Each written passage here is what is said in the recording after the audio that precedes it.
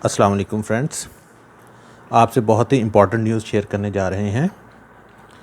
वज़ारत दाखिला सऊदी अरब ने 20 ममालिक से सऊदी अरब में दाखिले पर पाबंदी आयद कर दी है, जिनमें तुर्की, अर्जेंटाइन, मुत्तहदा अरब अमारात, जर्मनी, मिस्र, लबनान, India, Japan, Italy, Pakistan, Brazil, पुर्तगाल, स्वीडन और फ्रांस शामिल हैं। इन कंट्रीज़ में रहने वाले सिटीज़न,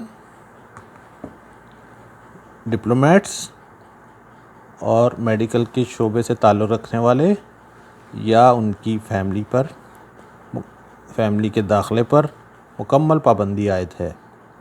अगर आप सऊदी अरब से बाहर जाना चाह रहे हैं और वापस आने का इरादा रखते हैं तो बराह करम पूरी तरह जांच करके जाएं। अल्लाह हाफ़िज़।